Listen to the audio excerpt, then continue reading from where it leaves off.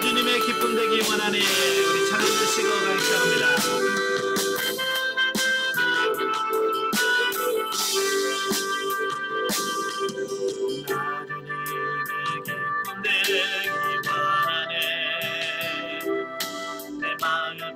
새롭게 하소서. 새 우리가 되게 하여 주사. 주님의 빛 비추게 하소서. 내가 원하는 하나님 주님의 기쁨이 되는 것.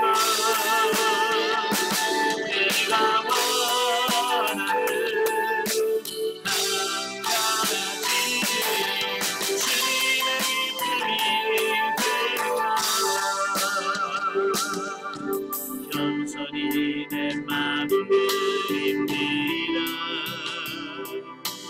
나의 모든 것 받으소서. 나의 마음 깨끗게 씻어주사. 주의 길로 행하게 하소서.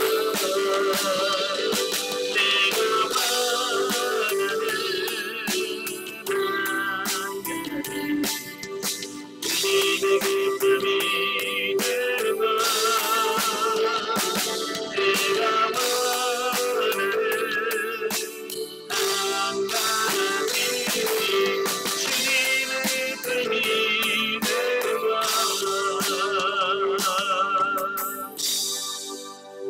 아멘. 기도하기 시작하겠습니다.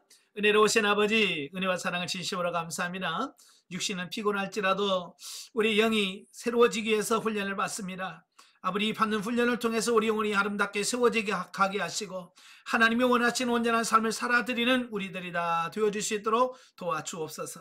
시종을 맡깁니다. 성령께서 동행하시고 운행해 주옵소서. 시종을 주님께 맡겨오며 예수님의 이름으로 감사하며 기도합나이다. 아멘. 예, 시간에는 훈련 과정입니다. 훈련 과정인데요.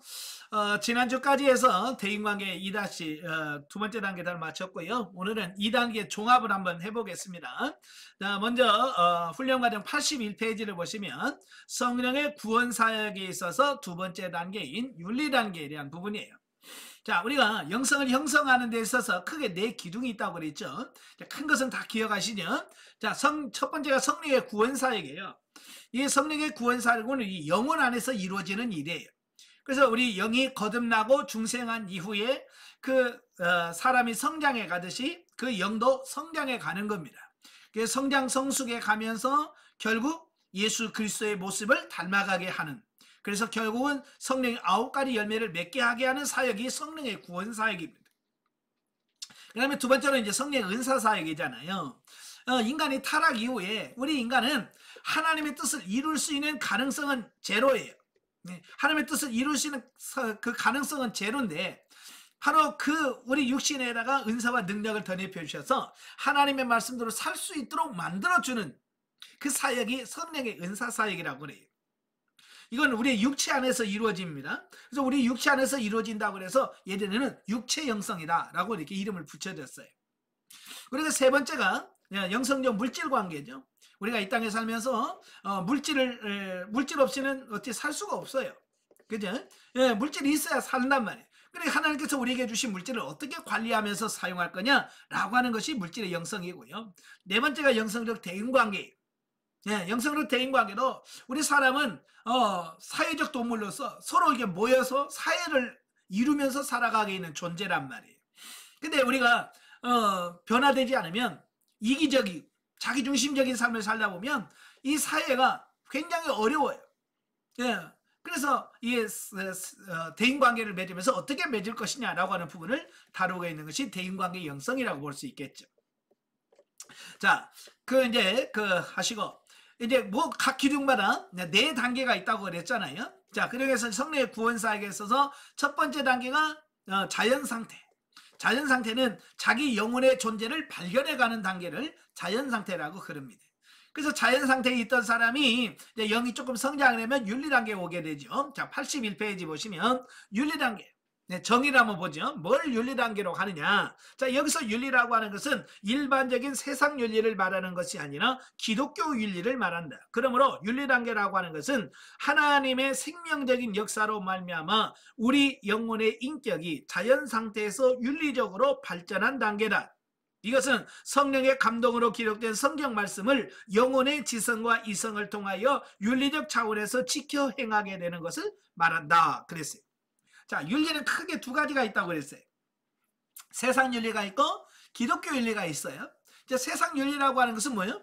예, 하나님과 상관없이 인간들끼리, 사람들끼리 모여서 야, 우리도 사람이 살려는데 기본적으로 지켜야 될 무슨 규율이 있는데, 자, 그 사람끼리 정해놓은 어떤 윤리를 세상 윤리라고 그래요. 그럼 기독교 윤리는 뭐냐? 기독교 윤리는 하나님이 원하시는 윤리. 이 하나님이 직접 내 백성이라면, 하나님 있는 사람이면 이 정도는 지켜야 돼 라고 해서 사람들이 지키는 어떤 윤리를 정해놓은, 그게 기독교 윤리인 거예요. 그래서 우리는 세상 윤리로 살아가는 존재가 아니라 우리는 기독교 윤리, 하나님이 정해놓은 윤리로 살아가야 돼. 아시겠죠? 근데 가끔 보면 우리 교회 다닌다고 하면서도, 신앙생활 한다고 하면서도 세상 윤리로도 못 사는 사람들이 너무 많은 거예요. 그래서 오늘날 교회가 욕을 얻어먹고, 예, 세상 사람들로 치탄을 받는 이유가 바로 그런 거예요. 세상 사람들보다도 못한 윤리를 갖고 있기 때문에 욕을 얻어먹는 거거든요. 그래서 우리가 최소한 세상 사람들이 사는 윤리만큼은 살아야 돼요. 그래야 욕을 얻어먹지는 않아요. 근데 그 수준에 머물면 안 되잖아요. 우리는 그 수준에 머물면 안 되고 그 수준을 초월하는 기독교 윤리로서의 삶을 살아가야 되는 거예요. 쉽게 예를 들면 이런 거야. 성경에는 예수님이 그러잖아요. 너희는 형제는 사랑하고 원수는 미워하라고 했으나, 이게 뭐냐? 세상 윤리예요. 그때 당시 유대인들은 형제는 사랑하지만 원수는 미워하라고 했어. 이게 세상 윤리예요. 네. 근데 예수님은 거기서 멈추지 말고 뭐라고 그랬어요? 세상 사람들은 원수를 미워하라고 했으나 나는 너희에게 말하니 원수를 사랑해라. 이게 초월적인 기독교 윤리를 말하는 거예요. 그러니까 우리가 기독교 윤리를 살아갔을 때 세상 사람들이 인정해 주는 거예요. 아, 역시 교회라는 사람이 다르구나. 근데 우리가 그 윤리를 초월한 기독교 윤리를 못 사니까 사람들이 교회를 욕하고 그러는 거잖아요. 그죠? 그래서 우리가 최대한 아무리 낮춰도 세상 사람들의 윤리는 맞춰야. 예. 세상 사람들만 못해갖고는 안 됩니다. 근데 거기서 멈추면 안 되고, 예수님 말하는 그 수준, 원수를 사랑하고 너를 핍박하는 자리에서 축복해주고 너를 저주한 자리에서 기도해주고, 오리를 가자면 심리를 가지고 속옷을 나누면 겉옷도 주고 오른밤을 치면 왼밤도 돌려대고, 예, 그 정도는 돼야 되지 않겠습니까? 그지? 예. 우리는 그 정도 못한다 그 말이에요. 한 대 맞으면 두 대 때려. 그러니까 그게 욕을 얻어먹는 거예요. 욕을 한마디 들으면 막 열을 막 욕을 막 100마디 해야 되니까. 예? 그래서 변화되셔야 돼. 아시겠죠? 자, 그래서 이제는 우리가 윤리 단계 들으면 우리 사람으로 보면 중학교, 고등학교 수준이라고 보시면 돼요. 네, 고등학교 수준, 중학교, 고등학교 수준이면 알 것 같은데 사라지지 못하는 어떤 그런 단계라고 볼 수 있겠죠. 그죠? 예? 머리로는 다 알아. 부모에게 어떻게 해야 된다는 거, 형제간에 어떻게 해야 되는 거 아는데 실제로 삶 속에서는 안 나오는 단계가 바로 윤리 단계라고 보시면 돼요. 예. 그래서 이제 자연 상태는 그 혼과 육이 중심이 되지만, 이제 윤리 단계에서는 미숙하지만 영이 중심이 되려고 노력하는 어떤 그런 단계라고 보시면 돼요. 예. 그래서 이제 모든 단계에서 이제 하나님을 조금씩 인식을 하고 살아가는 어떤 그런 단계다라고 이렇게 보시면 되겠습니다. 자, 그래서 각자 사람마다 느껴지고 경험되고 체험되는 건 다 달라요. 예. 그렇지만 82페이지 넘어가시면 이제 윤리 단계에 들어가게 되면 네 가지 현상이 나타난다고 그랬어요. 특징이 나타난다고 그랬어요. 첫째 뭐예요? 영이 흥분함으로 인하여 삶의 자세가 적극적인 태도로 바뀐다 그래요. 이제 어찌 보면 조금 성장해 가면 영이 흥분을 하게 돼요. 그래서 신앙생활도 열심히 하게 되고 기도도 열심히도 하고 뭔가 좀 해보려고 하는 어떤 이런 시도를 해보는 그런 단계다라고 보시면 되겠어요. 그 다음에 두 번째로는 윤리 단계에서 흠이 있는데 그게 뭐라고 그랬어요? 조건부적인 기대 심리를 갖는다 그랬어요. 근데 조건부 기대 심리라는 게 뭐냐면 아이고 이 정도 성장했으면 뭐 하나님께서 뭐 주시지 않겠나, 좋은 거 주지 않겠나라고 하는 어떤 자기가 뭔가 조금 사는 걸 가지고 그걸 가지고 어떤 기대를 갖고 있는 그런 단계를 말합니다. 그래서 내가 기대한 대로 되면 기쁘고 내가 기대한 대로 안 되면 실망을 하게 되는 어떤 이런 부분들을 보게 돼요. 그래서 우리가 육신적인 기대를 하면 할수록 하나님께서 뭘 하게 하시냐면 우리는 알고 실망하게 만들어요. 그래서 내가 기대를 많이 갖고 가면 더 실망을 하게 됩니다. 예를 들어서 상담하면서 기도 안 하다가 오래간만에 기도를 많이 했어요. 그럼 상담하면 여러분 기대합니다. 아, 이번 내가 기도 안 하다가 내가 기도했으니까 조금 성장했겠지. 그러면 그날따라 뭐라 그래? 책망을 더해. 그러면 이거 뭐야? 나 기도 안 하다가 기도식이나 했는데 뭐야? 이제 이렇게 된다고 말이에요. 왜? 자기가 기대했던 것만큼 미치지 못하는. 왜냐하면 자꾸 그걸 육신의 어떤 자기 생각대로 하려고 하기 때문에 그게 아니라고 말씀하고 있는 거거든요. 예. 그래서 이런 기대 심리를 자꾸 내려놓으셔야 됩니다. 예. 그 다음에 세 번째가 하나님께 대하여 첫사랑을 느끼게 된다 그랬죠. 이게 하나님에 대한 새로운 사랑을 느끼는 겁니다. 자, 우리가 보면 요즘에는 유치원에 다니는 애들도 여친이 있다고 그러고 남자친구 있다고 그래요. 그죠? 예. 이제 뭐 유치부도 여자친구 있고 남자친구 있다. 초등학교 가도 여친이 있고 남친이 있습니다. 그런데 그 유치원 때의 여친하고 남친의 개념하고 초등학교 때 여친 남친의 개념하고 중학교 들어가서 여친하고 남친의 개념이 어때요? 똑같아요? 많이 다르죠. 글자는 여친 남친인데 그 유치부 때하고 초등학교 때하고 또 다른 차원의 그런 개념이 이해가 되어지는 거예요. 마찬가지로 하나님은 우리가 처음 하나님을 믿을 때부터 하나님에 대해서 알아. 하나님에서 알고 하나님을 믿고 오지만 이 윤리 단계에 들어가게 되면 하나님에 대한 또 다른 사랑을 느끼게 됩니다. 첫사랑을 느끼게 되는 어떤 그런 부분이라고 보시면 되겠어요. 자, 그러면서 뭐요? 이래 하나님에 대한 새로운 인식들, 새로운 인식들이 자꾸 생겨나는 어떤 이런 단계를 말합니다. 그러면서 네 번째로는 영과 육의 인격 분리 경험을 통해서 영과 육의 사고를 구분할 수 있게 된다 그랬어요. 예. 이제 가난 1-4, 5, 6, 7 그 정도 되면 이제 뭐가 일어나냐면 육신의 생각과 영의 생각을 분별할 수 있는 능력이 그때부터 생겨요. 예. 그래서 인격 분리 경험 또 본질의 분리 경험 이런 걸 통해서 영과 육의 어떤 이런 개념들을 분리해 가죠. 자, 그러면서 이제 인격 분리의 경험이라고 하는 것은 뭐냐면 내 안에서 영의 인격과 육의 인격이 둘이 여기서 대화도 하고 서로 이야기도 하고 때로는 심할 경우는 싸우기도 하고 이러면서 서로를 알아가는 단계라고 보시면 돼요.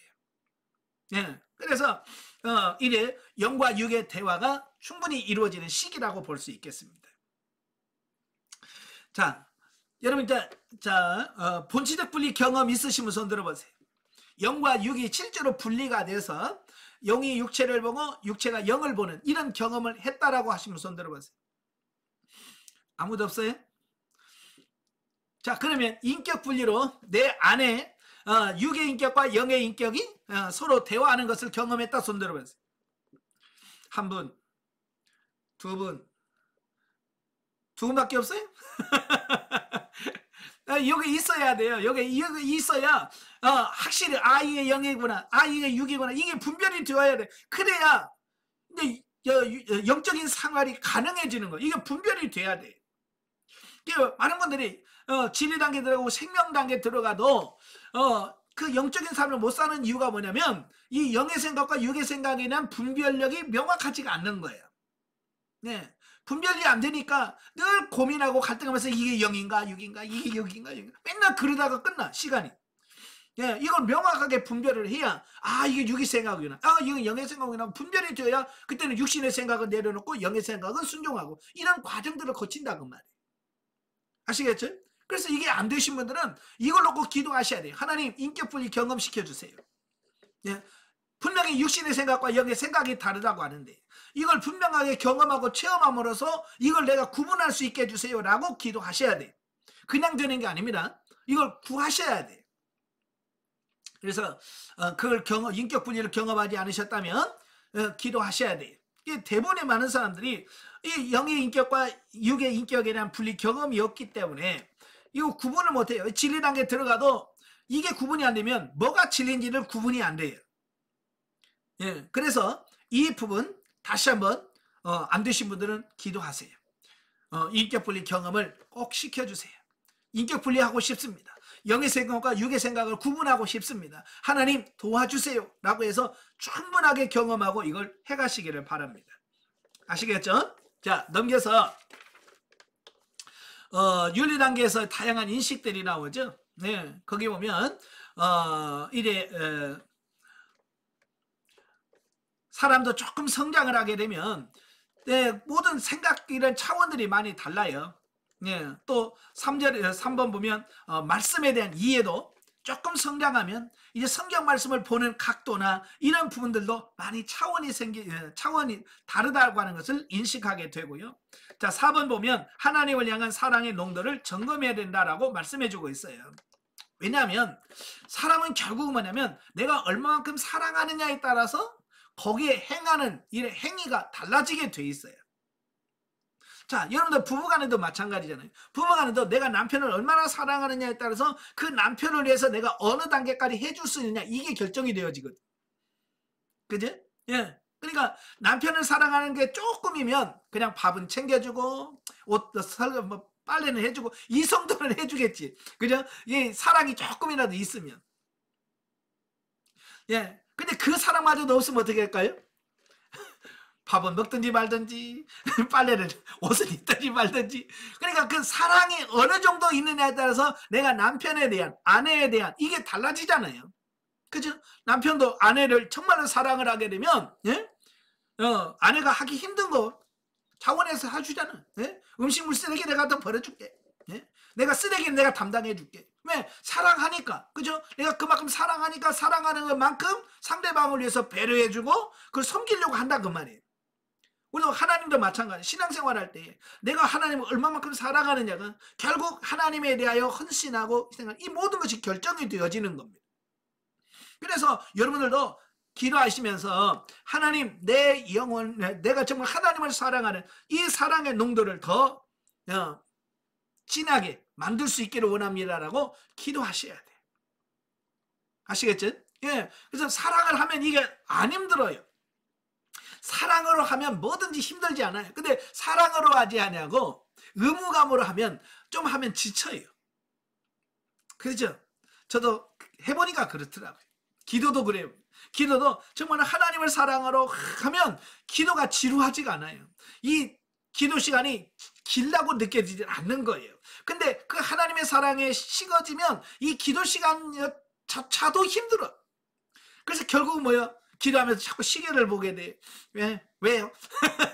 하나님이란 사랑의 그 농도가 연해지니까. 타디네가 자꾸 기도하는 시간이 힘들어지고 그래서 자꾸 시간을 보고 언제 때우나 라고 하면서 기도가 되는. 이게 뭐냐? 하나님을 사랑하는 그 사랑의 농도가 얕기 때문에 그런 거예요. 그래서 저와 여러분들이 늘 하나님께 기도하면서 정말로 내가 하나님을 정말로 사랑하는지 내 사랑이 어느 정도인지 늘 이걸 점검해 보시는 여러분들이 되셔야 돼요. 아시겠죠? 그래서 그 사랑의 농도가 진해질 수 있도록. 그래서 이 윤리 단계에 들어가게 되면 우리 사람으로 말하면 중학교, 고등학교 수준이라고 했잖아요. 그죠? 이때 자칫 잘못하면 우리 사춘기 때 많은 애들이 불장난하잖아요. 예, 자기 자신을 정확하게 알지 못하면 엉뚱한 짓 한다 그 말이에요. 그래서 요즘 엄빠 그런 말 있잖아요. 고등학교 엄마, 고등학교 아빠 뭐 이런 신조어까지 나오는데요. 예? 예, 그런 엉뚱한 잘못 이해한 거죠.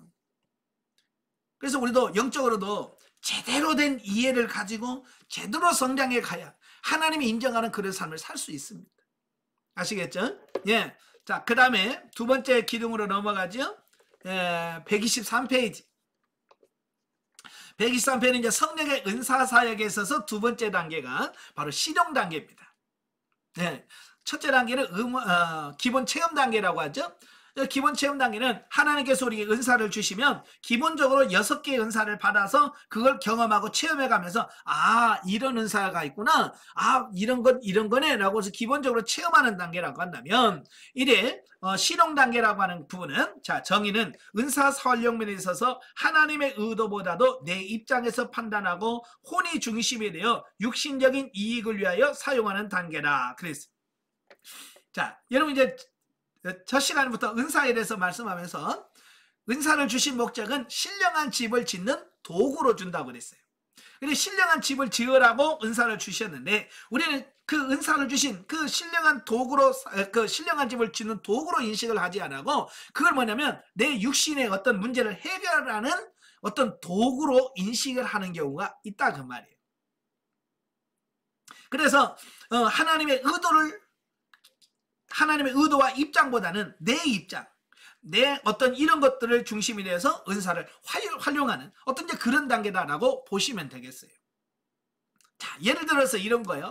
예를 들어서 군인들에게 총을 주잖아요. 군인들에게 총을 주는 이유가 뭐겠어요? 예? 나라를 지키라고, 그렇잖아요. 나라를 지키라고 군인들에게 총을 주는데 이 정신 넉 빠진 군인이 가끔 있어요. 그러면 어떻게 해요? 그 총 들고 어떻게 탈영을 해. 탈영을 해. 그 국가에서 총 주는 의도하고는 전혀 다르게 가잖아요. 그냥 탈영만 하면 괜찮게요? 그거 가지고 은행 들어가지고 돈 내놔 그런단 말이에요. 이거 나라 지키라고 총을 줬더니 엉뚱한 짓 가서 문제를 일으키는 이런 부분이 있는 것처럼 은사도 마찬가지. 하나님이 여러분들에게 우리에게 은사를 주시면서 그래 이 은사를 줄 테니까 너희 자신들이 신령한 집을 짓는 도구로 쓰라 라고 은사를 줬는데 우리는 그걸 잊어버리고 그걸 가지고 내 욕심을 차린단 말이에요.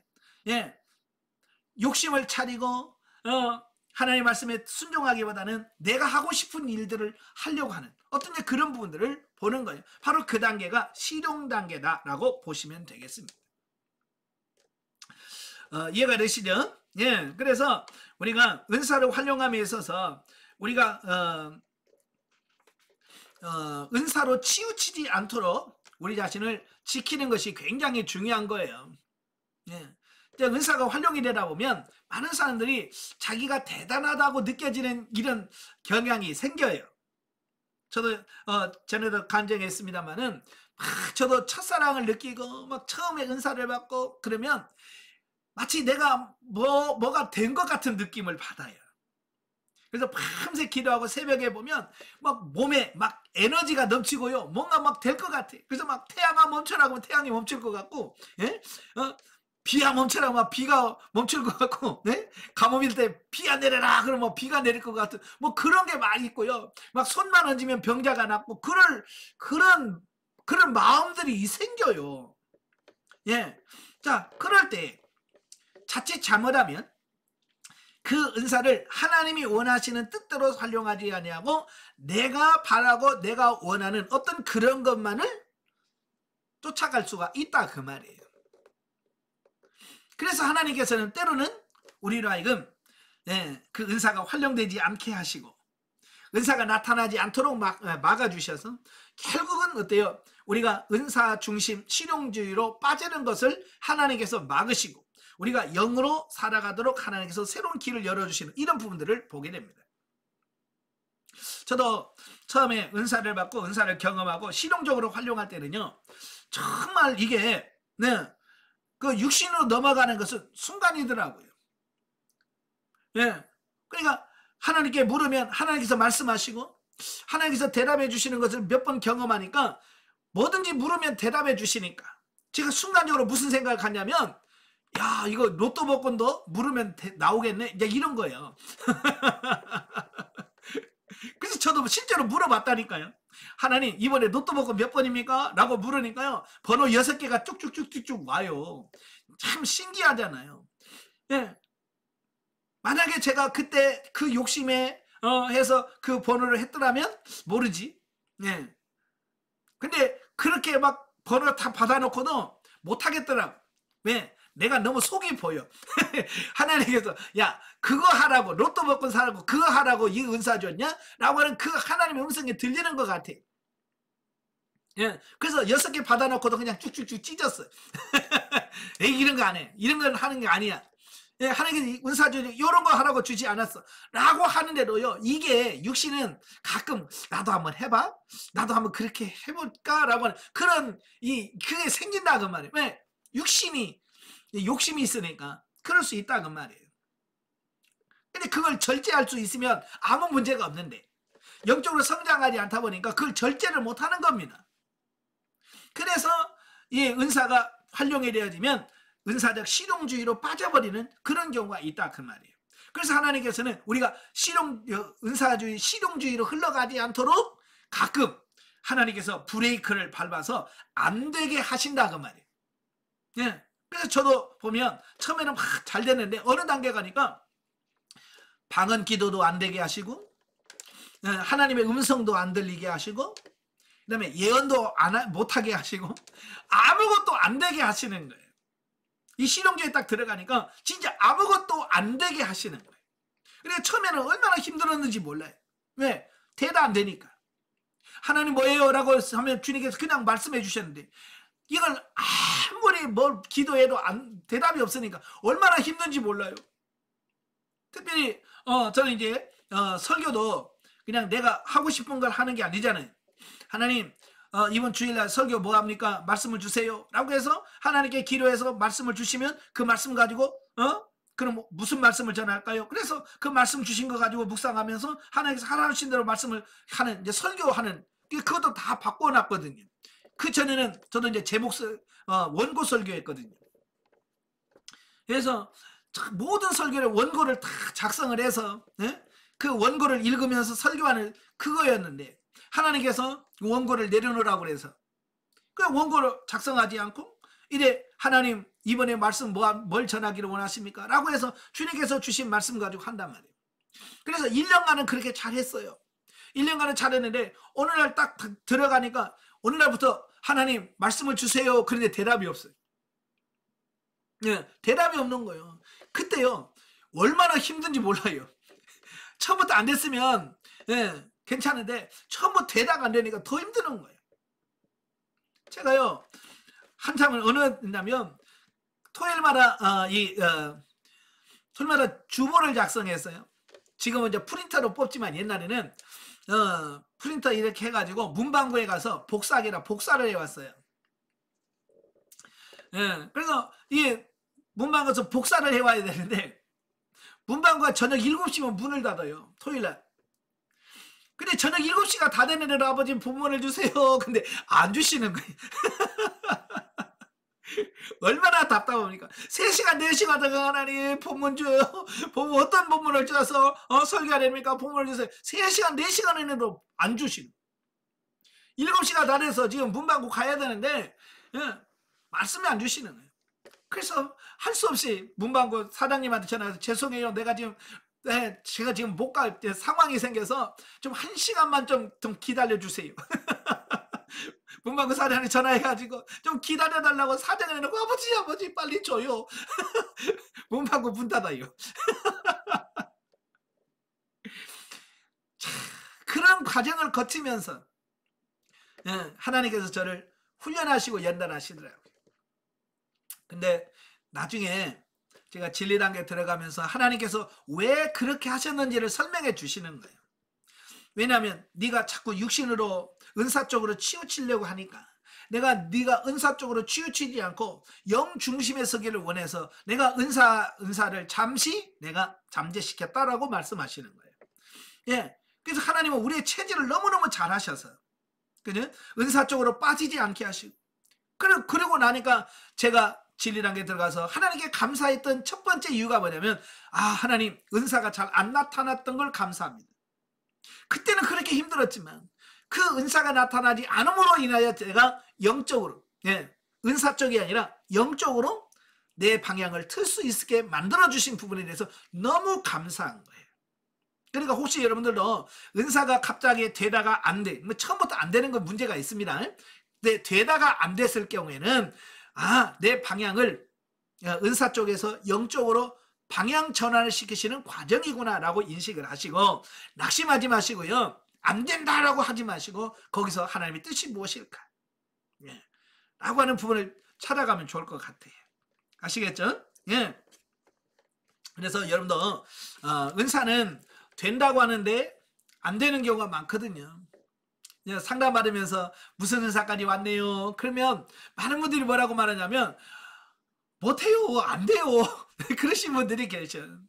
예, 제가 아는 목사님은 생명락에 들어가려는 방언이 안 되셨어요. 목사님인데 저하고 같이 훈련을 받는 목사님이신데 생명락에 들어가려는 방언이 안 되는데 방언이.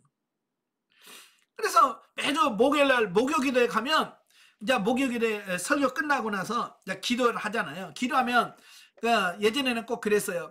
혹시 방언 안 되신 분 올라오시면 특별 기도해 주겠습니다. 그래서 방언 안 되신 분들 강도상에 쭉 올라오면 이제 강사님들이 막 가서 안수해 주고 그랬거든요. 그러면 우리 동기인데 우리 같은 11개로 훈련받은 목사님이신데 꼭 그때리면 나가. 아이 동기인데 창피해. 목사인데 그것도 선배인데 생명 단계인데 아직도 방언 못한다고 나가니 참 답답하죠. 참 그런 분도 계시더라고요. 근데 그분이 그렇게 나가시더니 결국 생명 단계에 들어가셔서 그가 생명 단계 때 방언이 터지시더라고요. 늦게 배운 도둑이 또 날샌 줄 모른다고요. 그 목사님이 이제 방언을 받더니 방언이 열린 거예요. 그러니까 신나게 뭐 방언을 또 하는 거죠. 그러니까 나중에는 더 잘 하시더라고요. 그래서 좀 늦게 된다고 해서 낙심할 필요는 없고요. 사모하는 마음 가지시고 이렇게 하세요. 그럼 왜 안 되냐? 은사는 제가 늘 그랬지만 기도와 은사는 아주 밀접한 관계를 갖고 있어요.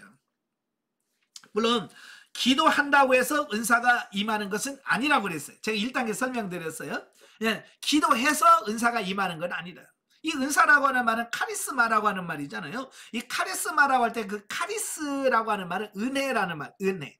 은혜라고 하는 말은 값없이 주시는 선물이에요. 그러니까 카리스마는 은사를 가리키는 말인데 은혜라는 말에서 나온 말이거든요. 값없이 주시는 하나님의 선물을 은사, 카리스마라고 그래요. 그래서 내가 기도해서 은사를 받으면 카리스마가 아니죠. 그죠? 왜? 내가 기도를 했기 때문에 받으니까. 여러분, 그래서 하나님은 네가 기도했기 때문에 내가 은사를 주어가 아니라 우리가 기도하기 전에 이미 하나님은 선물로 우리에게 주셔요. 그래서 은사가 된 거예요.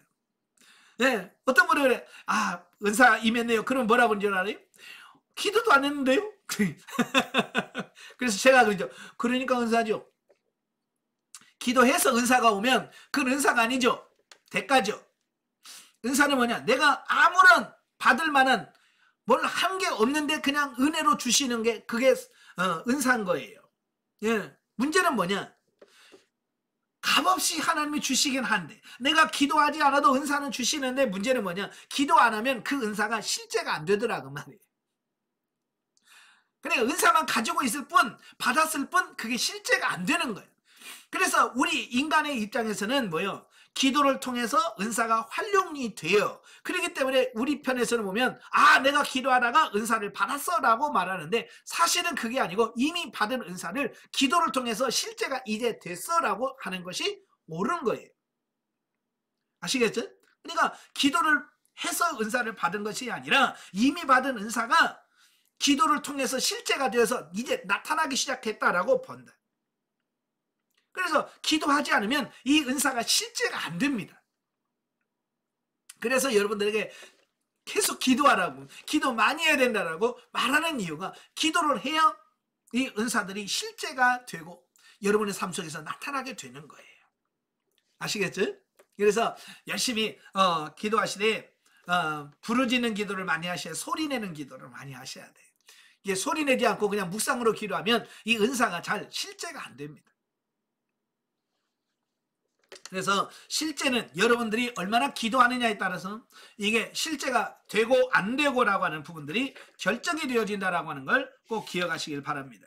그리고 126페이지를 보시면 3번 은사 경험은 하나님의 주권적 역사라 그래요. 그러니까 이런 은사가 나타나고 안 나타나고 하는 것은 하나님께서 결정해 주시고 하나님께서 나타나게 하시면 나타나고 그냥 안 나타나면 안 나타나시는 겁니다. 이건 내가 이러쿵 저러쿵 하는 게 아니라 하나님이 하게 하시고 안 되게 하시고, 이건 하나님의 주권적인 부분들이에요. 예, 그러니까 내가 아픈 자를 위해서 기도합니다. 낫게 하시는 분이 하나님이시고 안 낫게 하시는 분이 하나님인 거예요. 아시겠죠? 이거 절대 주권이 하나님이라고 하는 사실을 인식을 하셔야 돼요. 저는 옛날에 그걸 몰랐을 때는 제가 뭐였냐면, 내가 기도해서 누가 나았어요. 기도하면 야 됐다 그러고, 안 되면 내가 능력이 부족한가? 예. 그래서 이거 되냐 안 되냐를 가지고 내가 기분이 좋았다가 나빴다, 여기 결정이 되더라고요.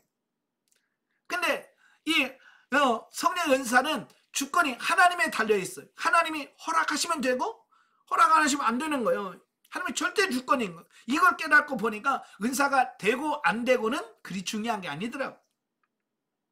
하나님의 뜻이 성취되고 안 되고, 이게 그래서 나타나면 하나님의 뜻이구나 감사하고, 기도했는데 안 돼 그러면 이거 하나님의 뜻이 아니구나, 그래도 감사하고. 그러니까 이거 되고 안 되고에 대해서 거기에 따라서 흔들리거나 요동하지 않게 되는 어떤 이런 부분이 되는 거예요. 근데 오늘날은 보면 좀 은사가 되면 너무 좋아하고 안 되면 또 너무 실망하는데, 절대 그럴 필요 없어요. 왜? 은사는 성령님의 주권적인 역사다 말이에요. 아시겠죠? 예. 그리고 우리가 개인적인 너무 욕심에서 아까도 말한 것처럼 신비주의적 실용주의에 빠지시면 안 된다. 참 이런 유혹에 너무 많이 노출되어 있는 것이 오늘의 현실입니다. 그래서 은사께나 좀 나타난다 그러시면 금방 또 타락을 하게 되고. 자, 그래서 저는 그래요. 오늘 이 시대는 차라리 은사가 경험만 하고 이렇게 특별히 많이 나타나지 않는 게 복이다라고 생각할 만큼, 왜냐하면 은사가 잘 나타나면 제대로 하나님을 바르게 섬기면 좋은데, 이게 잘못되어서 더 차라리 안 받은 것만 또 못한 경우들을 경험하게 되기 때문에 그래요.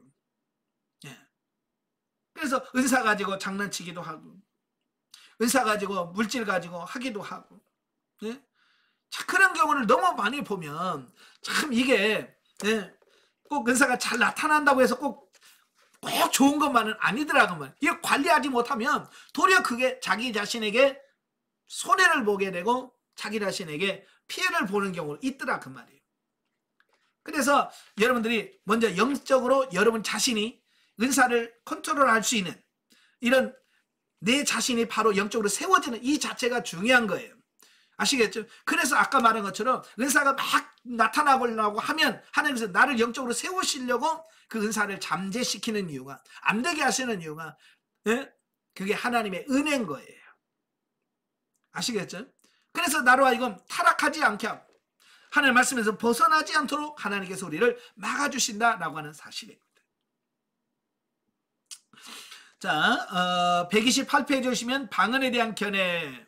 자, 방언에 대해서 제가 설명을 드렸죠. 이 방언은 내가 하는 게 아니라 내 안에 계신 성령님이, 내 안에 계신 성령님이 육체와 더불어 하나님께 기도하는 것을 방언이라 그래서.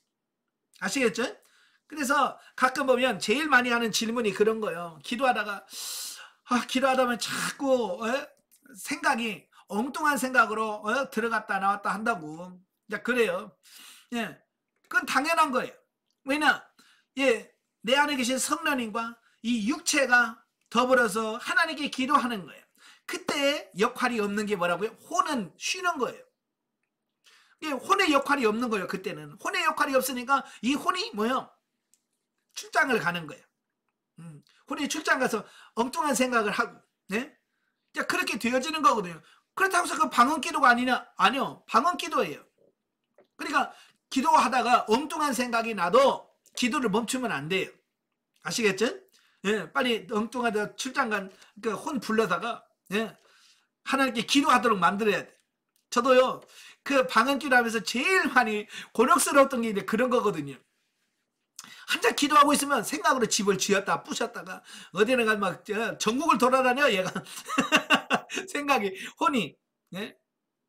그러니까 한참 하다 보면 내가 지금 기도하는 거야, 뭐 하는 거야 할 정도로 예? 막 입은 막 진동하면서 막 기도를 하는데 이 혼이 자꾸 출장을 가니까 예? 나중에는 기도한 것 같지도 않고 이제 그래요. 그래서 제가 그럴 때 썼던 방법이 그냥 눈을 감고 기도하면서 내 앞에다가 한 3m 앞에다가 십자가를 이렇게 생각으로 그려놓는 거예요. 예. 생각으로 저 앞에 3m 앞에다가 십자가를 딱 그려놓고 예? 그 십자가를 혼으로 너는 십자가를 바라봐. 난 십자가를 묵상해. 예. 그리고 혼은 십자가에 집중하게 하고 나는 예, 방언에 집중하고 자, 이렇게 한단 말이에요. 근데도 몇 분 만에 또 혼이 딱 가요. 그러면 딱 빨리 와 다시 십자가 바라봐. 그러면서 저도 그 바라보는 그 훈련을 했거든요. 근데도 잘 안 되더라고요. 그게 쉽게 안 돼.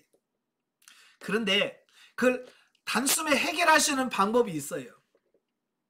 그 방법이 뭐냐면 방언 통역을 하는 거예요. 네, 방언 통역을 하면 여러분 방언 통역한다는 말은 무슨 말이냐면 혼이 인식을 한다는 거예요. 혼이 알아듣는다는 거거든요.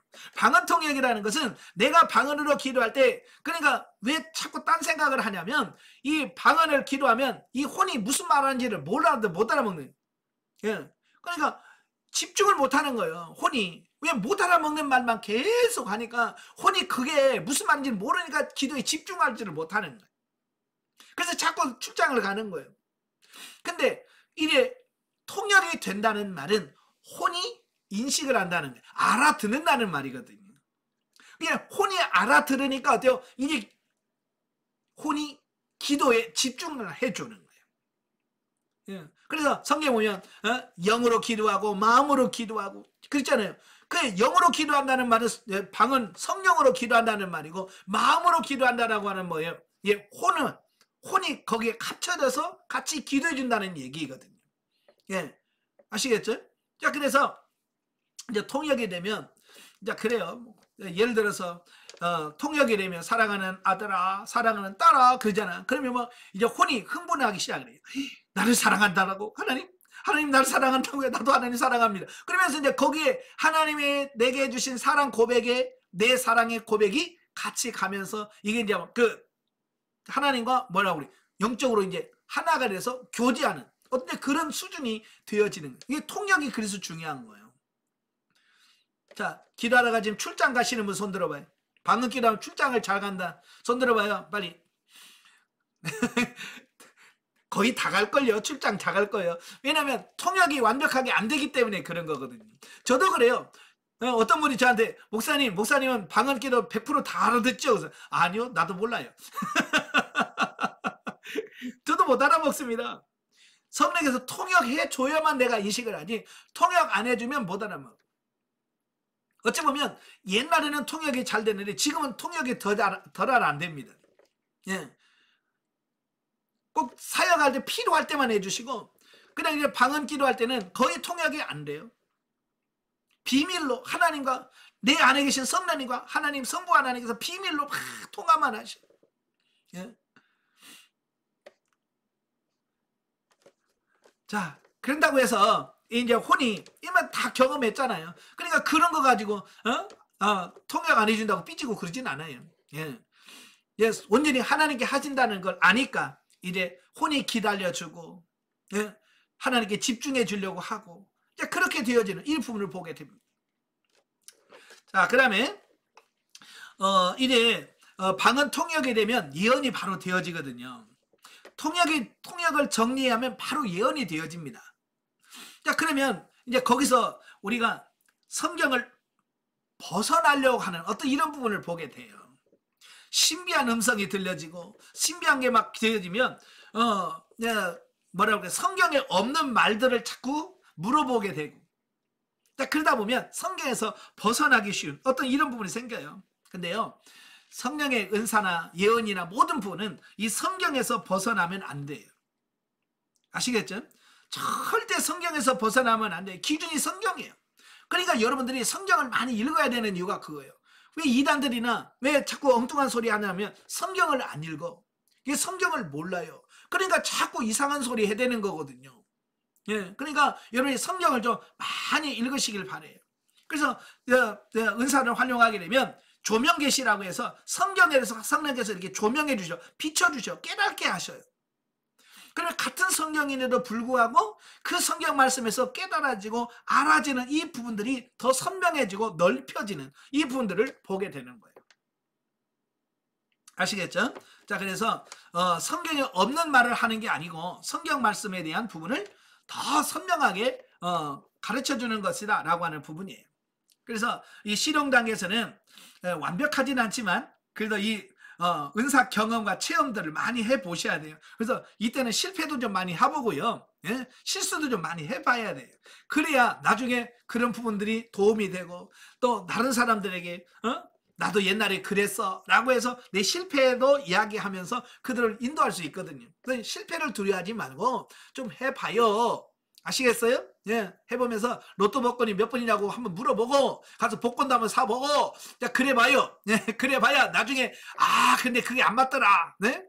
나도 그때 사봤으면 아이고 그때 안 맞더라 이걸 될 텐데 내가 안 사봤거든요. 안 사보니까 그 다음에는 말 못해요. 그냥 나는 받아봤어까지밖에 못해. 예. 여러분 좀 사봐요. 사보고 예? 진짜로 안 되더라. 그 저한테 얘기를 해줘요. 그래 나도 이야기를 할 거 아니야. 그러니까 이런 경험들을 해봐야 폭이 넓혀지는 거예요. 그래서 하나님께서는 우리에게 그 단계에 머물러 있게 하지 아니하시고 어때요? 그런 것들을 경험하면서 결국은 진리 단계로 우리를 끌어가시려는 하나님의 의도라 그 말이에요. 아시겠죠? 그래서 실용 단계도 이 단계도 소홀히 하면 진리 단계에서 진리 단계의 삶이 안 나와요. 그래서 이 실용 단계도 충분히 경험하고 체험해 가는 게 중요합니다. 자, 보면 우리도 사춘기 때 아이들 보면 힘들잖아요. 그죠? 그래서 호아마보다 뭐 더 무서운 게 뭐 중2병이라고. 그러면 사춘기가 있잖아요. 근데 그 사춘기도 필요하니까 겪는 거거든요. 그죠? 예, 그러니까 사춘기 때 아무 일 없이 지나가는 것만 그게 아니고 사춘기 때는 어찌보면 반항도 해봐야 되고, 그죠? 좀 뭐 가출도 한번 해보고 그래 봐야 나중에 성장을 해서 그런 부분을 통해서 자기를 정립할 수 있는 거예요. 예. 예. 커서도 철 안 드는 애들이 누구냐면 이 사춘기 때 그냥 살짝 넘어간 애들. 예. 그 애들은 항상 뭐라고 하냐면 나 착하잖아요 원래. 자기가 착하다라는 거는 착각에 빠져. 예. 저희 딸이 그래요. 저희 딸은 진짜 사춘기가 있는지 없는지 모르게 그냥 지나갔어요. 예. 그리고 맨날 하는 말이 저같이 착한 사람, 착한 딸이 있으면 나와보라고 그래. 맨날 그래. 그래서 내가 그러지. 야, 네가 뭘 착하냐? 너같이 나쁜 안 좋은 애들 없어. 자기가 착하다고 자꾸 속는 거예요, 자기가. 왜? 사춘기 때 너무 자기 친구들에 비하거나 뭐 그러면 너무 자기는 착하게 왔다는 거예요. 예. 그 착하다고 사춘기 때 잘 넘어왔대요. 아무 일 없이 그냥 넘어왔다고 착한 게 아니에요. 예, 그런 사람들은 언제 나오냐면 이제 40 넘어서 5춘기 넘어갈 때 그때 사춘기 때 못한 게 나와요. 예, 그게 언제든지 나오게 돼 있거든요. 그러니까 경험할 때는 경험하고 해볼 건 해보고 가야 된다 그 말입니다. 자, 넘어가서 영성적 물질 관계입니다. 163페이지 실용 단계죠. 예, 실용 단계 저기 한번 보죠. 실용 단계는 헌금을 함으로 말미암아 하나님으로부터 물질적인 복을 받는 것을 경험하게 되면서 헌금은 단순히 기부 행위가 아니라 구체적으로 하나님으로부터 복을 받는 방편이요 비결로 이해를 하게 되고, 그래서 그 복을 받는 것이 목적이 되어 열심을 내어 헌금을 하고 구제에도 관심을 갖고 어떻게 하면 많이 할 수 있을까 방법을 도모하는 단계다 그랬어요. 자, 1단계가 의무와 책임 단계라고 그랬어요. 의무와 책임 단계는 물질에 대한 주인이 명확하게 누굽니까? 나예요, 나. 내가 물질의 주인입니다. 그래서 모든 물질을 누가 결정하느냐? 쓰고 안 쓰고는 누가 결정한다고요? 내가 결정해요. 내가 결정하니까 내가 주인인 거죠. 예, 그래서 하나님께서 이 물질의 주인을 바꾸시려고 그 음악 책임 단계에서부터 자꾸 심는 훈련을 시키신다고 그랬어요. 예, 심는 훈련을 시키셔. 그래서 자꾸 여기 심어라, 여기다 줘라, 여기다 내라. 자꾸 한단 말이에요. 그러면 처음에는 싫은 거예요. 아니, 내 돈 가지고 왜 내가 힘들게 일해서 벌어가지고 왜 남 줘요? 이제 그런 거잖아요. 왜? 이 가치관이 자기중심적이요. 내가 주인이라고 하는 의식이기 때문에. 그래서 그걸 빼내시려고 하나님께서 계속 여기다 심어라, 저기다 심으라 그래요. 근데 계속 주지도 않고 심으라고만 하면 우리 육신은 안 심어요. 왜? 손해본다고 생각하니까. 그래서 하나님께서는 그 음화 책임 단계에서도 내가 심으면 하나님께서 거기서 거둠을 경험시켜 주는 겁니다. 저는 설명드렸잖아요. 10,000원 심으면 그냥 하나님께서 20만원, 30만원 거두게 하셔. 많게는 막 100만원씩 걷게 하셔. 10,000원 심고. 그러니까 육체가 흥분하죠. 와, 이거, 야, 이거 돈이 그냥 나가는 게 아니고, 이거 하나님의 복을 받는 비결이구나. 이걸로 이제 인식을 하면서, 이제 그러면서 시동 단계로 넘어가게 되면, 이제 그게 뭐로 인식되냐면, 이게 헌금을 하고 내가 누굴 도와주면 이걸 나가는 게 아니라 반드시 하나님께서 30배, 60배, 100배로 채워주는구나 라고 하는 인식이 돼. 그러면서 뭐예요? 이제 복을 받는 비결로 이해를 하게 돼. 그러니까 순수하게 하나님을 사랑하고 하나님의 말씀에 순종해서 하는 게 아니라 이거 이렇게 하면 하나님께서 복을 주시는구나. 이렇게 하면 내가 부자가 될 수 있구나 라고 하는 어떤 그런 인식이 들어와서 순종하게 되는 그런 단계를 실용 단계라고 말한다 그 말이에요. 네. 이 단계도 은사 단계의 실험 단계와 마찬가지로 자, 이런 것도 위험성은 있어요. 위험성은 있지만 어때요? 그 부분에서 충분히 경험을 해봐야 진리 단계에 넘어갔을 때 그 부분에 대해서 자유할 수 있습니다. 예. 그리고 가치관이 바뀔 수 있어요. 근데 그게 충분하게 경험하지 않으면 이 가치관이 안 바뀐다 그 말이에요. 그러니까 진리 단계에 들어가서도 이 실용 단계에서 충분히 경험하지 못하고 진리 단계로 넘어가게 되면 물질에 대한 부분에서 여전히 뭐요? 예. 내 거라고 하는 생각이 굳어져 있고 아깝다. 뭘 하더니 아까운 생각이 드는 이유가 뭐예요? 내 가치관이 안 바뀌어져서 그래요. 그래서 하나님께서는 우리가 이런 실질적인 이런 경험들을 많이 경험을 하면서 충분하게 경험하면서 이 사고 가치관이 완전히 바뀌어지셔야 돼. 자, 넘겨서 164페이지에 보시면 시동 단계에서 특징이 나오는데요. 첫째, 물질이 하나님께로부터 왔다는 사실을 깨닫게 된다. 예, 심고 거두면서 결국은 경험하는 게 뭐냐면 이 물질은 하나님께서 주시는 거구나. 예, 하나님께서 주시는구나 라고 하는 것을 인식을 하게 돼. 대부분 이제 직장 다녀서 일해서 월급 받으신 분들은 하나님이 주셨다라고 하는 인식이 좀 어려워. 왜? 내가 일해서 월급 받는데 뭐 이거 하나님이 주신 거야? 내가 일해서 받는 건데. 이렇게 생각할 수 있다 그 말이에요. 그런데 저처럼 뭐 육신에 일을 하거나 돈 벌려고 뭘 하는 거 아닌데 하나님께서 저에게 주시는 경우가 있잖아요. 저 같은 경우는 정말로 하나님께서 주셨구나 이게 피부로 느껴지는 거예요. 예, 정말로 제가 뭐 어디 가서 노동판에 가서 노동한 것도 아니고 아무것도 없어. 그런데도 하나님께서 때가 되면 필요할 때 물질을 채워주시는 것을 경험하면서 야 정말 하나님이 주시는구나 이게 확실하게 인식되어지는 이 부분을 보게 돼. 여러분도 그걸 인식하시려면 돈 벌지 말고 쉬어봐요. 놀아보면 하나님께서 채워주시는 걸 경험하면 진짜네 이제 이런 거예요. 근데 내가 계속 돈 버는 사람 직장 다니는 사람들은 그게 이해가 안 돼.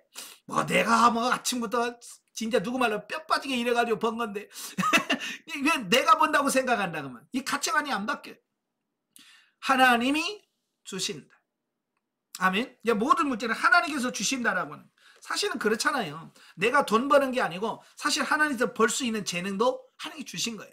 신명기에 보면 이스라엘 백성들이 나중에 가나안 땅에 들어가서 그들이 부자가 되고 모든 걸 갖추면 교만해진다 그 말이에요. 그때 하나님 뭐라고 그랬어요? 재물 얻을 능을 주신 이가 누구라고요? 하나님이시. 너희가 돈 벌 수 있는 재능 내가 주었다. 하나님이 그렇게 말씀하시는 거예요. 그리고 아파봐요. 아프면 돈 벌 수 있어요? 아파본 사람 아실 거예요. 아픈 사람 꼼짝도 못하게 무슨 돈을 벌어. 하나님은 내 건강 주시고 하나님 내 건강 지켜주시기 때문에 내가 돈을 벌 수 있는 거지. 하나님께서 내 건강 뺏어가 봐요. 내가 무슨 돈을 벌어? 나는 진짜 한 푼도 벌 수 있는 상황이 안 돼요. 하나님께서 내게 건강 주시고 또 일할 수 있는 그 재능도 주시고 이래서 하나님이 이끌어 가는 거잖아요. 그죠? 그래서 모든 것이 하나님께로 왔다고 하는 그런 가치관으로 바꾸시고요. 그 다음에 165페이지 중간에 보면 세 번째, 이게 중요한 거예요. 물질 중심적인 신앙적 가치관이 형성된다. 예, 사람이 이제 물질을 가지고 좀 하다 보면 자꾸 이제 물질 중심적인 신앙적 가치관이 형성이 돼요. 그래서 교회에서 복받은 장로님, 복받은 권사님, 복받은 집사님, 보통 이제 우리가 아이고 그 장로님 복받으셨어, 아이고 그 권사님 복받으셨어, 뭘 가지고 그렇게 말을 해? 예? 돈. 돈. 예. 수입이 많고 사업이 잘 돼서 막 돈을 잘 버네. 그러면 아유 그 집사님 권사님 복 받았네. 예? 이렇게 생각한단 말이에요. 예. 이미 그 생각이 뭐냐, 물질 중심의 신앙적 가치관이 형성돼 있기 때문에 그런 평가가 나오는 거예요. 그러니까 물질의 양은 결국 하나님의 축복의 결과다, 이렇게 인식이 되어져 버린 그 신앙적 가치관이 형성됐기 때문에 그게 나오는 겁니다. 근데 성경에서 그게 옳으냐? 아니라 그 말이에요. 그러니까 이런 잘못된 가치관이 있으면 우리가 물질에 대한 이해가 잘못되는 경우가 많더라 그 말이에요. 그래서 예수님 당시에도 이 바리새인들이 돈을 좋아했어요. 그래서 예수님이 실제적으로 바리새인들은 돈을 좋아한다 말씀하셨어요. 그럼 왜 바리새인들이 돈을 좋아할 수밖에 없었을까라고 하는 거예요. 예. 예, 왜 바리새인들이 돈의 욕심을 갖고 돈을 좋아하고 돈을 모으려고 많이 노력을 했을까라고 하는 거예요. 바로 이 물질 중심의 신앙적 가치관 때문에 그런 거예요. 그러니까 그때 당시만 해도 주로 뭐냐면 하나님이 복을 주셨다, 하나님의 복은 결국 물질의 복이라고 하는 이런 가치관이 형성된 때예요. 그러니까 이런 거예요. 하나님이 내게 복을 주셨어요. 어떻게? 돈이 이만큼 많아요. 그러면 돈이 많다 그러면 진짜 많이 복을 받으셨네요. 예, 하나님의 사랑을 많이 받으셨네요. 그러니까 물질의 양과 하나님의 복, 사랑, 이것을 같이 받거든요. 그러니까 어쨌든 바리새인들은 자랑을 해야 돼. 내가 이만큼 하나님의 사랑을 받아요. 내가 이만큼 하나님의 은혜를 받아요. 내가 이만큼 하나님의 축복을 받습니다. 이걸 뭘로 증명하냐? 돈 가지고. 그러니까 지금도 많이 그러잖아요. 예를 들어서 아파트 60평짜리 이사 갔어요. 진짜 복 받았네. 그러면서 우리는 부러워하잖아요. 그러니까 우리도 어느 사이에, 나도 모르는 사이에 물질적인 신학적 가치관이 형성되어 있어요. 여러분도 다 있어요 안에. 어찌 보면 우리는 돈을 가지고 그 사람이 복을 받아내 못 받아내를 평가하면 안 되고, 그 사람의 영적인 삶을 보고 그가 망했어, 부도가 났어, 진짜 쫄딱 망했어, 그래도 그의 믿음이 성장하는 걸 보면 그게 복이거든요. 그분 복 받았네 이렇게 돼요. 왜? 이게 물질의 유무가 아니라 하나님과의 관계를 가지고 복이냐 아니냐 이걸 평가할 수 있는 수준까지 간 거예요. 우린 그 수준까지 가셔야 돼. 아시겠죠? 예. 그래서 망해도 하나님과 나와의 관계가 바르게 성립된다면 그 망한 게 아니에요. 그게 복인 거예요. 그래서 성경에 뭐래? 망하는 게 복인 거예요. 예. 망하는 게 복인 거예요. 왜? 물질력 세상적으로는 내가 손해를 보고 세상적으로는 손해를 보고 망했지만 그 망함으로 인하여 내 영이 하나님께 더 가까이 갔고 하나님을 더 섬기게 됐고, 예, 그러면 그게 복인 거죠. 아멘. 예, 이 사고를 바꾸셔야 돼요. 오늘 한국교회 가장 큰 문제가 바로 이 문제. 근데 한국교회만이 아니라 전 세계적인 기독교적인 문제가 다 지금 이 물질 중심의 신앙적 가치관이 형성이 됐기 때문에 그것 때문에 문제가 많이 발생하게 돼. 그래서 교회가 크면 자기 믿음도 크다고 생각을 해요. 예. 그래서 제가 안양에서 목회하는데 우리나라에서 제일 큰 교회라고 자랑하는 교회가 있잖아요. 여의도에. 그 권사님이 와가지고 우리 교회는 성도가 몇 명이고 막 그래요. 와가지고 우리 교회 가지고 이거 코딱지 많이 가지고 이러더라고. 그러니까 뭐냐면 자기 교회가 크니까 자기 믿음이 크다고 생각하는 거예요. 예. 여러분, 그 교회 건물이 큰 거지. 그 사람의 믿음이 큰 거 아니잖아요. 그렇잖아요? 예. 교회가 부자인 거지. 자기 믿음이 부자는 아니잖아요. 여러분, 거기 속으시면 안 돼요. 내가 큰 교회 다닌다고 내가 큰 믿음이 된 거 아니에요. 우리 교회가 부자라고 내가 부자인 거 아니에요. 그거는 전혀 별개예요. 그래서 여러분 자신이 하나님의 부요하게 돼야 돼. 아시겠죠? 교회가 부여자가 안 되고 여러분 자신이 영적으로나 이런 부분에서 부여자가 되셔. 그래서 철저하게 넘겨서 166페이지 보시면 실용 단계에서 훈련. 실용 단계에서 훈련을 뭐라고 그랬어요? 심고 거두는 훈련을 반복적으로 쌓아야 된다. 반복적으로 하셔야 돼. 한두 번 해서 끝나는 게 아니라 계속 하나님 어떻게 할까요? 어떻게 심을까요? 그래서 계속 주님이 원하시는 대로 쓰고 심고 거두고 이걸 경험을 하셔야 돼. 그래서 훈련이라고 하는 게 뭐냐면 반복하는 것을 말해요. 훈련은 결국 반복이에요. 군인들 보면 그래요. 군인들은요 매일 다른 훈련을 하는 게 아니에요. 군인들은요 매일 같은 일을 같이 반복하는 거예요. 늘 반복해서 하는 거예요. 계속 어제 했던 거 오늘 또 하고 내일 또 하고 모레 또 하고 계속 반복해서 하는 겁니다. 그 반복을 하다 보면 결국 그게 뭐냐면 어느 사이엔가 내 몸에 배어버려요. 그래서 그냥 눈 감고도 할 수 있는 수준까지 가버리는 거. 이게 훈련인 거예요. 그러니까 제가 86년도에 제대했어요. 86년도에 84년도에 가서 30개월 군생활하고 86년도에 10월 달에 제대를 했는데 지금도 가끔 보면 총검수를 해요. 내가 총검수를 하고요. 태극 팔자 안 탑니다. 고려도 하고요. 태권도 잘합니다. 40년이 지난 지금도 된다니까. 왜냐면 그때 눈만 뜨면 그거 했거든요. 눈만 뜨면 그거 하고 눈만 뜨면 계속 반복해서 하니까 그게 계속 해요. 저도 가끔 하다가 나도 모르는 번호가 외워져. 9461-836 그게 뭐냐면 제 군번이거든요.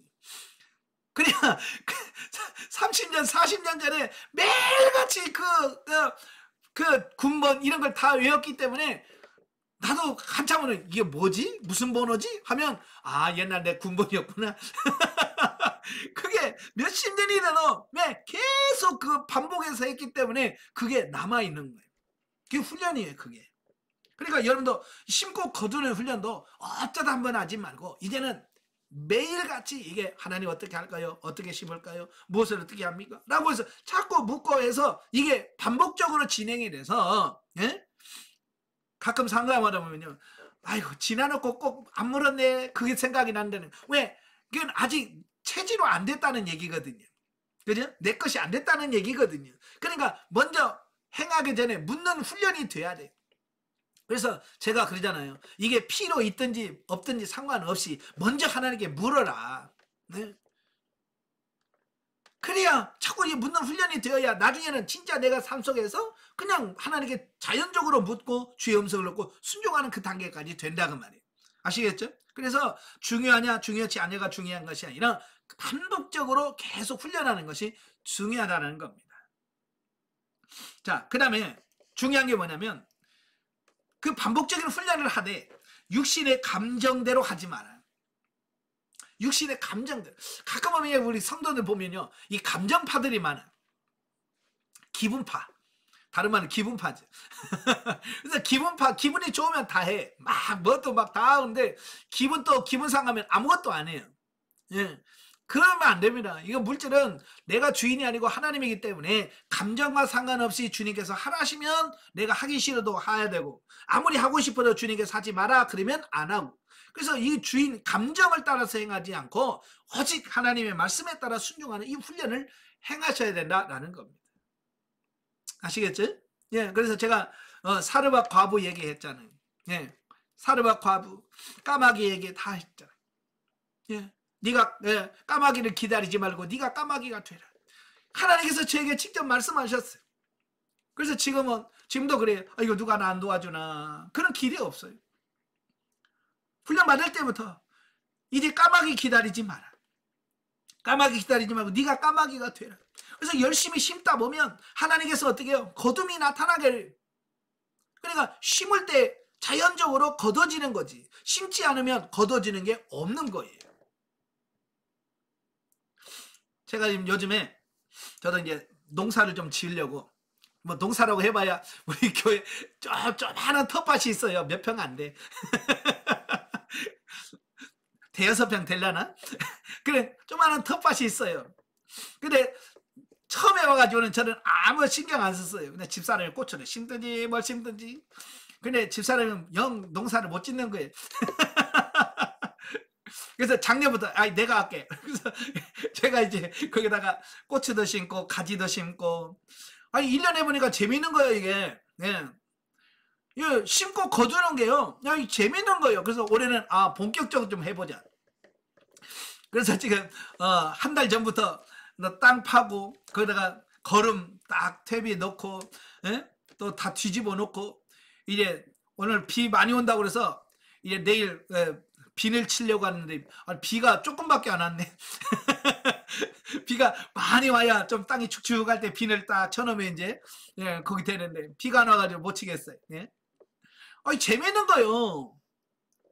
상추 길러보니까 재밌는 거요. 근데 땅이 적어.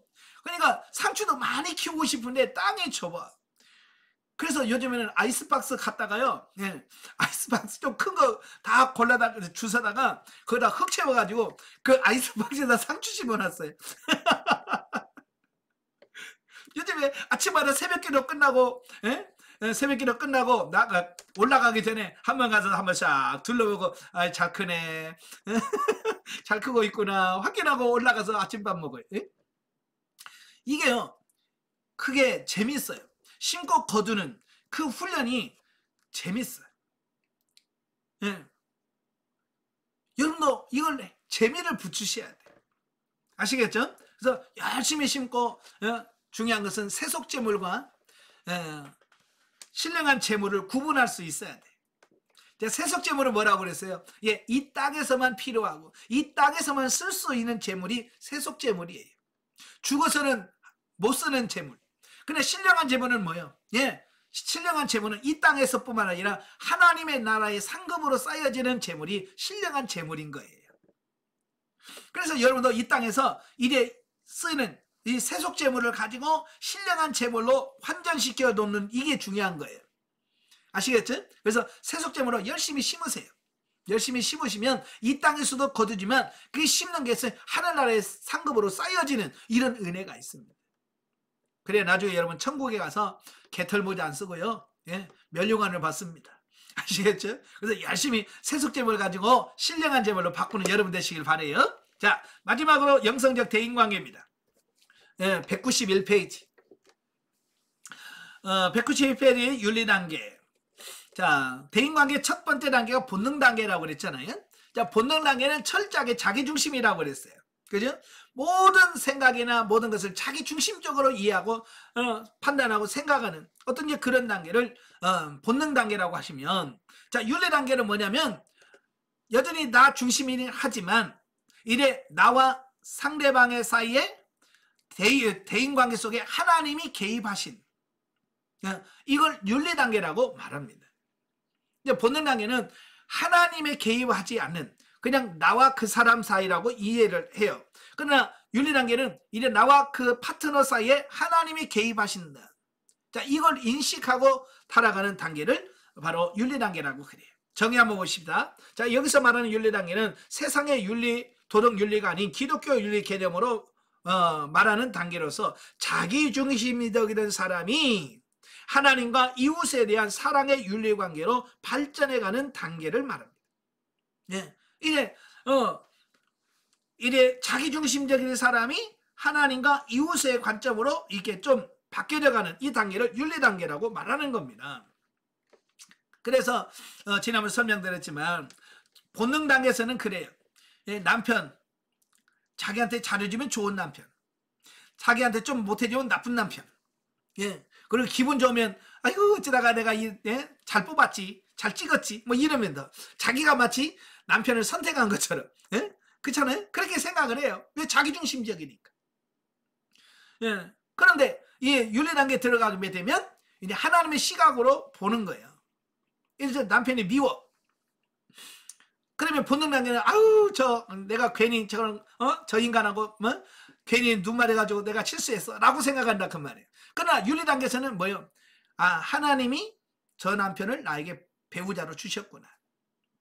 그러니까 그냥 그 상대방 사이에 하나님이 개입하시는 거예요. 그래서 하나님의 시각으로 그 남편을 보고 하나님의 관점에서 아내를 바라보고 하나님의 관점에서 자녀를 바라보는 어떤 이런 시각으로 바뀌어지는 걸 윤리단계라고 말씀할 수 있는 거예요. 이것만 생각해도 많이 바뀌어져요. 생각이. 예. 부부간에도 이제 이 가치관이 바뀌고 예, 자녀와의 관계로 바뀌어지고 이제 그러다 보니까 자연적으로 어떻게 돼요? 예, 삶이 바뀌어지게 돼요.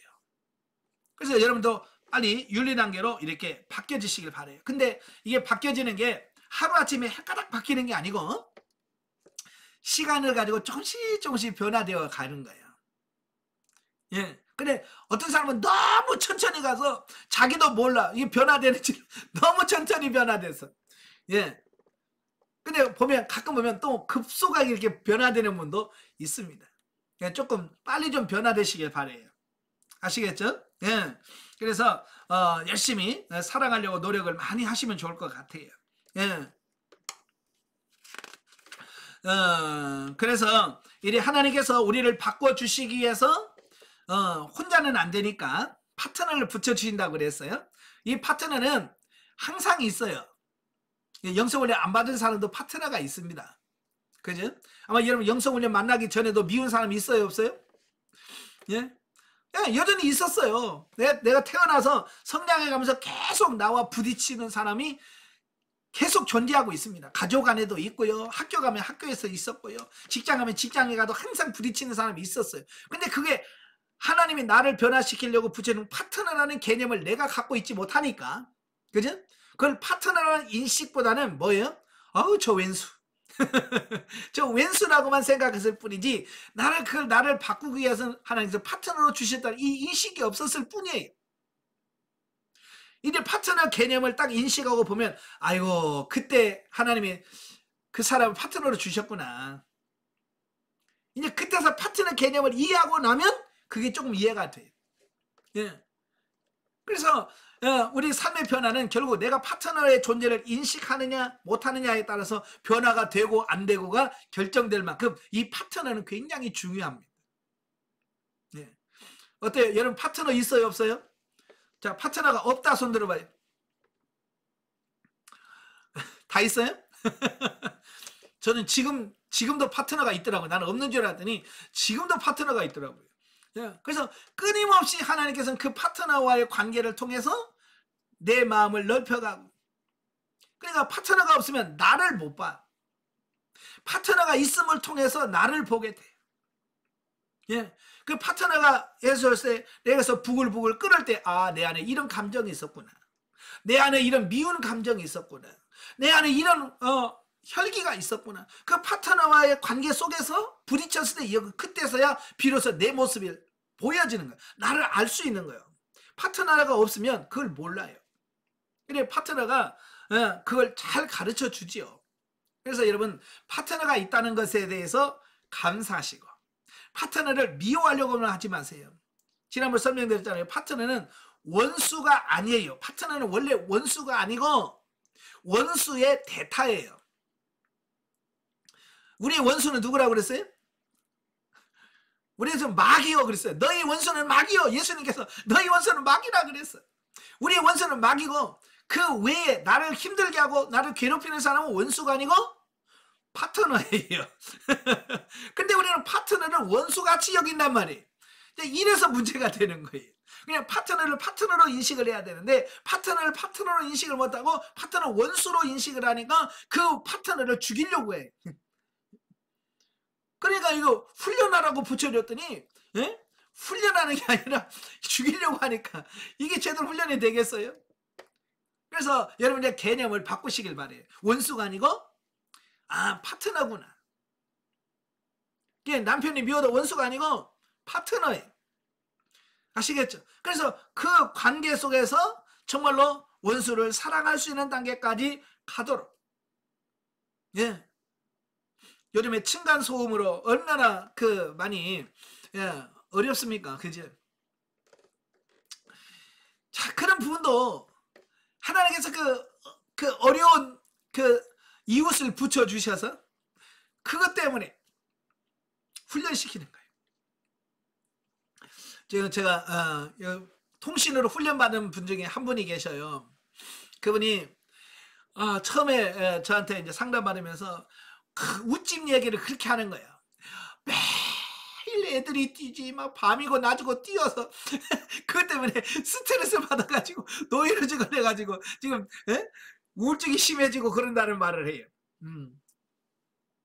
그러면서 이사를 가든지 어떻게 우리 집을 쫓아내든지 뭘 해야 되겠는데, 그래서 관리실에다 얘기해도 안 되고 뭘 얘기를 해도 만나서 얘기를 안 통하고 미치겠다고 저한테 상담을 하더라고요. 그래서 제가 뭐라고 할게요?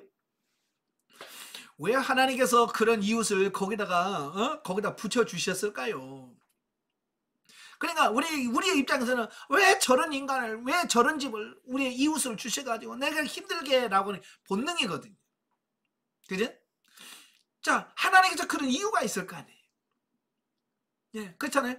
하나님께서 왜 그런 이웃을 붙여준 이유가 있을 거 아니에요. 그래서 그 이유를 찾아봐라. 하나님께 기도하면서 이유가 뭘까요? 예, 제가 그랬어요. 그 집사님의 그 좁은 마음을 넓히기 위해서 하나님께서 그 이웃을 도구로 쓰신다. 그래서 그 막 이웃이 우당탕탕탕탕 하고 뛰면 막 심장이 벌렁벌렁하고 같이 막 뛰잖아요. 이건 뭐냐? 내가 그만큼 마음이 넓지 않아서 나오는 현상이다. 내 마음이 넓어서 그걸 품을 수 있으면 열받고 그러지 않을 터인데요. 내 마음이 좁쌀만큼 좁아 밴드에게 소갈딱지 같으니까 그걸 품지 못하니까 부글부글 끓고 그게 열받는 거다. 그래서 이제는 위에서 뛰는 게 중요한 게 아니라 그걸 뛰는 그 소리를 들으면서 내 마음에서 부글부글 끓는 이게 문제다. 그래서 뛸 때마다 아버지 내 마음을 넓혀주세요 라고 기도해라 그랬어요. 예. 그러니까 처음에는 그게 시원치 않으니까 잘 안 받아들이더라고요. 그냥 계속 해보라고. 그래서 지금 3개월 지났습니다. 지난주에 상담했어요. 상담하면서 요즘 좀 어때요? 그러니까 좀 나아졌어요. 그래. 웃집에서는 여전히 쿵쿵쿵쿵 뛰는데 변함이 없는데 문제는 뭐냐? 그 쿵쿵쿵쿵 뛰는 때 자기 마음에서 요동하는 게 훨씬 줄어들었다는 거예요. 예전 같지가 않다는 거예요. 제가 그래서 맞아요. 하나님이 원하는 게 그거예요. 예? 웃집에서 아무리 뭐 방바닥에 꺼지게 뛰어도 내가 여기서 그 마음을 품을 수 있다면, 그죠? 아무 문제가 안 되는 거예요. 그러나 내 마음이 좁아서 품지 못하면 위에서 조그마한 뭐 하나 띠구르 굴러가도 거기서 막 열받는 거예요. 그건 내 마음의 차이예요. 내 마음의 차이. 그래서 여러분도 마찬가지예요. 이런 파트너를 붙여주신 부분은 내 마음을 넓혀주시고, 예? 그래서 원수까지 사랑할 수 있는 사람으로 만들어 가려고 하나님께서 그런 원수가 아닌 사람을 원수처럼 만들어서 그렇게 나를 훈련해 가시는 겁니다. 아시겠죠? 예. 그래서 저는 그래요. 안양에서부터 이웃에 대한 이 부분은 그렇게 미우거나 막 그런 사람이 없어요. 지금도 여기서 윗집 아랫집은 좋아라고 해요. 우리가 그렇게 시끄러워도요 괜찮아요 그래. 왜? 관계가 좋으니까. 예. 왜냐면 내가 마음이 넓혀져서 그들을 품을 수 있고, 그러니까 그게 되는 거예요. 여러분도 마음을 넓혀지시길 바랍니다. 아시겠죠? 야, 그래서 지난 시간에 우리가 성경적인 예로 요셉과 다윗을 들었잖아요. 요셉도 처음에 그렇게 마음이 넓은 사람 아니에요. 형이 잘못하면 그냥 아버지한테 쫓아가가지고 다 고자질한 사람이에요. 예? 요셉이 원래 그런 사람이라고. 그래서 그를 애굽에 내려가서 13년 동안 훈련시키시고 총리로 세우고 그런 과정을 거쳐서 형들 만났을 때 당신이 판 것이 아니고 하나님이 우리를 구원하시려고 먼저 나를 보낸 겁니다. 대단한 거예요. 그게 훈련으로 되어지는 거예요. 다윗도 마찬가지예요. 자기를 죽이려고 13년 동안 그렇게 힘들었던 그 사울이 죽었을 때 그를 애간을 지어서 하는 것. 그 마음이 뭐예요? 훈련을 통해서 넓혀졌기 때문에 그게 가능하다. 오늘도 하나님께서 여러분의 마음, 여러분의 심령, 밴댕이 소갈딱지 같은 여러분을 넓혀서 원수까지 사랑할 사람 만들려고 이 사람 저 사람 붙여주신 겁니다. 아시겠죠? 자, 그래서 파트너에게 감사하십시오. 직장에서 여러분 괴롭히는 사람이 있으면 감사하시고, 집에서 여러분에게 파트너 역할을 해주신 분이 있다면 감사하시고, 없다면 하나님 파트너 좀 주세요. 그래야 내가 훈련됩니다. 파트너 좀 많이 좀 보내주세요. 센 놈 보내주세요. 센 사람 붙여주세요. 그래야 내가 더 잘합니다. 이게 중요한 거예요. 아멘. 그래서 어쨌든 성령의 구원사역, 은사사역, 물질관계, 대인관계가 훈련을 통해서 우리를 넓혀가시는 하나님 훈련이니까 잘 통과하시길 바랍니다. 아멘. 잘 승리하시길 바라요. 기도하겠습니다. 은혜로우신 아버지 감사합니다. 오늘도 우리를 사랑하셔서 귀한 훈련을 받게 하신 아버지, 이 훈련을 통해서 우리 자신들이 아버지 하나님 두 번째 단계 윤리 실용 단계에서 삶이 실제가 되어지고 우리가 정말로 변화되는 모습이 나올 수 있도록 우리를 도와 주시옵소서. 예수님의 이름으로 감사하며 기도합나이다. 아멘. 하나님께 드립니다.